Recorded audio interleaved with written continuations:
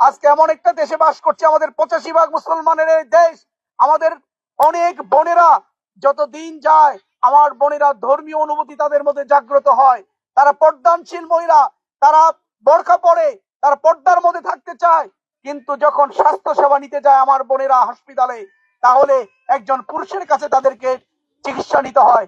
একজন পুরুষের সামনে তার বিভিন্ন ধরনের টেস্ট করাতে হয়। এটি আমাদের জন্য অত্যন্ত লজ্জার এবং আমাদের জন্য খুবই কষ্টদায়ক একটা বিষয়। ইনশাআল্লাহ আগামী দিনে বাংলাদেশ জামাত ইসলামী ক্ষমতায় গেলে নারীদের জন্য, মা বোনদের জন্য পৃথক চিকিৎসা ব্যবস্থা গ্রহণ করা হবে ইনশাআল্লাহ। আমার বোনেরা, যখন আমাদের এই দেশ অধিকাংশ মানুষ এখানে হলো নিম্নবিত্ত শ্রেণীর, এখানে আমার বোনেরা যখন প্রেগনেন্ট থাকেন, গর্ভবতী যখন থাকেন, তখন পুষ্টিকর খাবারের প্রয়োজন হয় তাদের। কিন্তু ফ্যামিলিগত ভাবে আর্থিক সংকটের কারণে তাদেরকে পুষ্টিকর খাবারের কোনো ব্যবস্থা তারা করতে পারে না, যার কারণে ওই গর্ভবতী মা এবং বোনটিও অপুষ্টিতে ভুগে এবং অনাগত যে ভবিষ্যৎ যে সন্তানটি তারা প্রসব করেন, সেই সন্তানটিও শুরু থেকেই, জন্ম থেকেই তারা অপুষ্টিতে ভুগতে থাকে।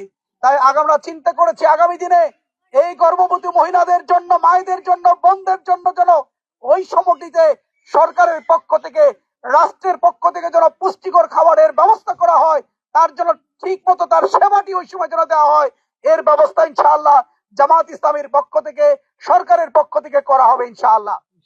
আমি বলতে চাই, আমার মা এবং বোনেরা, আজকে অনেক বোনেরা সংসারে একটু সহযোগিতা করতে চায়, সংসারে স্বামীর পাশে একটু দাঁড়াতে চায়, কিন্তু আর্থিক অসচ্ছলতার কারণে, পুঁজির সংকটের কারণে তারা নিজেরা অনেক কাজ জানার পরেও তারা সেই কাজটি করতে পারে না, স্বামীর সহযোগিতায় তারা দাঁড়াতে পারে না।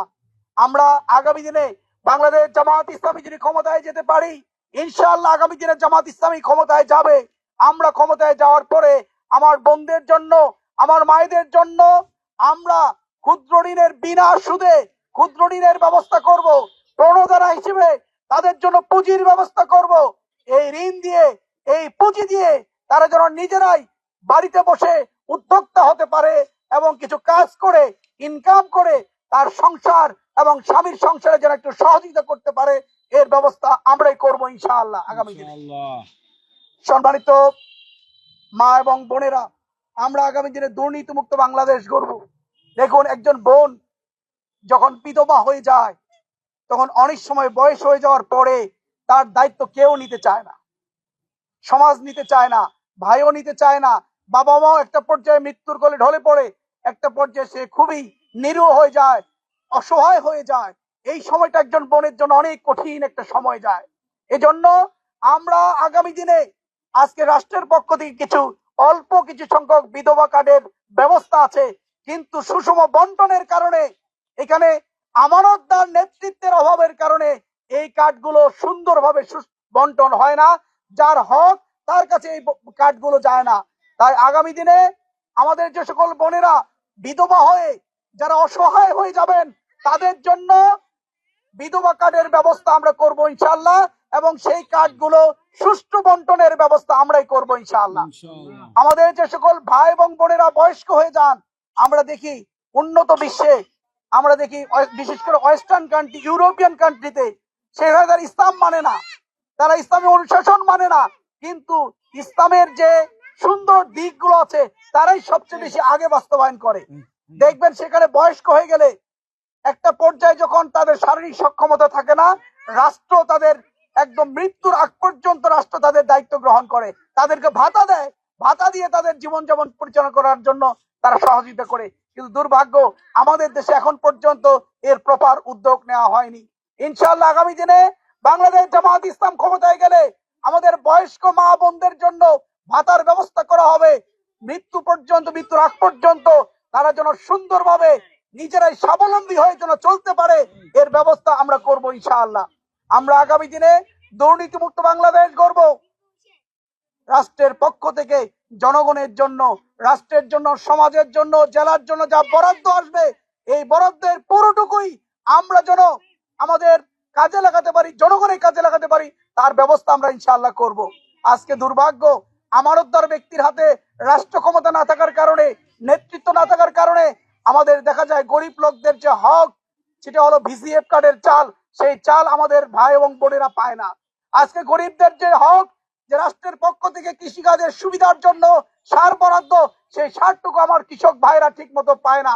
কারণ মাঝখানে একটা সিন্ডিকেট তৈরি করে রাষ্ট্রের পক্ষ থেকে বরাদ্দকৃত সার আমার কৃষকদের পর্যন্ত পৌঁছাতে দেয় না, তারা সব লুটপাট করে খেয়ে ফেলে। আমরা আগামী দিনে এই সিন্ডিকেট ভেঙে দেব। রাষ্ট্রের পক্ষ থেকে কৃষকদের জন্য যা বরাদ্দ আসবে, সার বরাদ্দ আসবে, বীজ বরাদ্দ আসবে, উন্নত বীজ যে প্রণোদনা হিসেবে বরাদ্দ আসবে, তার পুরোটুকুই যেন আমার গরিব কৃষকরা পায়, তার জন্য আমরা ব্যবস্থা করব ইনশাআল্লাহ। আজকে আপনাদেরকে আমি কথা দিতে চাই, আমি শাসক হতে চাই না। এই সংগঠন আমাকে এখানে আগামী দিনে জাতীয় সংসদ নির্বাচনের জন্য আমাকে মনোনীত করেছে। সত্যি বিশ্বাস করুন, যারা ইসলামী আন্দোলন বুঝেন, যারা কোরআন বুঝেন, যারা হাদিস বুঝেন, যারা জনগণের জবাবদিহিতা বুঝেন, যারা আল্লাহর কাছে এই কাজের জন্য জবাবদিহি করতে হবে, এই অনুভূতি যাদের মধ্যে আছে, তারা কখনো এমপি হওয়ার এই পদটাদের জন্য তারা আকাঙ্ক্ষী হয় না, তারা এখানে আসতে চায় না। কিন্তু আজকে সংগঠন আমাকে এই নির্দেশনা দিয়েই আমাকে জোরপূর্বক এই কাজের জন্য আমাকে নিয়োজিত করেছেন। আমি সেই সংগঠনের নির্দেশনার আলোকে আজকে কাজ করছি, আপনাদের কাছে আসছি। আপনারা যদি আমাকে নির্বাচিত করেন, আল্লাহ যদি আমাকে নির্বাচিত করেন, তাহলে ইনশাআল্লাহ আমি এটুকু কথা বলতে চাই, স্বচ্ছতা এবং জবাবদিহিতামূলক সমাজ এবং রাষ্ট্র ব্যবস্থা গড়ে তুলবো ইনশাআল্লাহ। রাষ্ট্রের পক্ষ থেকে এমপিদের জন্য যে প্লট বরাদ্দ হয়, যে ট্যাক্স ফ্রি গাড়ি বরাদ্দ হয়, আমি কথা দিচ্ছি রাষ্ট্রের পক্ষ থেকে সেই ট্যাক্স ফ্রি গাড়ি এবং কোন প্লট আমি রাষ্ট্রের পক্ষ থেকে গ্রহণ করব না। এগুলো রাষ্ট্রের সম্পদ, এগুলো জনগণের সম্পদ। এই সম্পদগুলো জনগণের কাজে লাগবে ইনশাআল্লাহ। রাষ্ট্রের পক্ষ থেকে জনগণের জন্য যা বরাদ্দ আসবে, তা সুষ্ঠু বন্টন করে দেওয়ার পরে এভাবেই কোনো একটা সময় হয়তো আপনাদের সামনে দাঁড়িয়ে বলবো, আপনাদের জন্য রাষ্ট্রের পক্ষ থেকে 500 কোটি টাকা এসেছিল, আমি তা বন্টন করেছি, তার জন্য কাজ করেছি। আপনাদের কোনো অভিযোগ থাকলে আমাকে বলুন। আমার দৃঢ় বিশ্বাস, জামাত ইসলামী ছাড়া আর কোন রাজনৈতিক দল এই ধরনের জবাবদিহিতার কাঠগড়ায় দাঁড়াতে পারবে না ইনশাআল্লাহ। কারণ জামাতের এমপিরা, জামাতের নেতৃত্ব কখনো একটি পয়সা রাষ্ট্রের নিজের পকেটে ঢুকায় না, তারা জনগণের জন্য কাজ করে। তার উদাহরণ হলো আমাদের সাবেক 2 জন মন্ত্রী, মাওলানা মতিউর রহমান নিজামী রাহিমাহুল্লাহ, শহীদ আলী হাসান মোহাম্মদ মুজাহিদ রাহিমাহুল্লাহ। 2 জন মন্ত্রী আমাদের মন্ত্রণালয় পরিচালনা করেছেন। আজও পর্যন্ত তাদের বিরুদ্ধে একটি পয়সার দুর্নীতি তারা খুঁজে পায়নি। যেখানে আমাদের এই 2 জন মন্ত্রী ব্যতীত সকল মন্ত্রী এমপিদের বিরুদ্ধে ওই সময় দুর্নীতি খুঁজে পেয়েছিল, তাদের বিরুদ্ধে ট্রাইব্যুনাল করে তাদেরকে শাস্তি দিয়েছিল, জেলখানায় ছিল, তাদের বিরুদ্ধে বিচার হয়েছিল। কিন্তু আমাদের এই 2 জন মন্ত্রীর বিরুদ্ধে তারা কোনো মামলা দায়ের করতে পারেনি, দুর্নীতির কোনো মামলা দায়ের করতে পারেনি। এটাই হলো বাংলাদেশ জামাত ইসলামী, সবসময় দুর্নীতি মুক্ত থেকে সমাজ, রাষ্ট্র এবং জনগণের জন্য তারা কাজ করতে পারে। তাই আসুন আমার সম্মানিত মা এবং বোনেরা, আমি জানি আপনারা আমার জন্য অনেক দোয়া করেছেন। একটা সময় দোয়া করেছিলেন আমার মুক্তির জন্য, আমার শারীরিক সুস্থতার জন্য দোয়া করেছিলেন। আমি সেই দেলোয়ার যার জন্য একসময় আপনারা রোজা রেখেছেন, আমি সেই দেলোয়ার যার জন্য আপনারা একটা সময় চোখের পানি ফেলেছেন, আমি সেই দেলোয়ার যার জন্য একটা সময় অনেক বেশি কেঁদেছেন আপনারা। আমার মুক্তির জন্য, আমার শারীরিক সুস্থতার জন্য আপনারা কেঁদেছিলেন। আজকে আপনাদের দোয়াগুলো আল্লাহ রাব্বুল আলামিন কবুল করেছেন, আপনাদের চোখের পানি আল্লাহ রাব্বুল আলামিন কবুল করেছেন। আজকে আমাকে শারীরিকভাবে সুস্থ করেছেন এবং জালিমের কারাগার থেকে আমাকে মুক্ত করে নিয়ে এসেছেন। আজকে আপনাদের কাছে আসছি আবার দোয়া চাওয়ার জন্য, আপনারা আমার জন্য দোয়া করবেন। আজকে দিনের যে মিশন নিয়ে আজকে রাজপথে নেমেছি, আল্লাহ রাব্বুল আলামিন যেন সেই মিশন বাস্তবায়নে আমাদেরকে অগ্রণী ভূমিকা পালন করার তৌফিক দান করেন।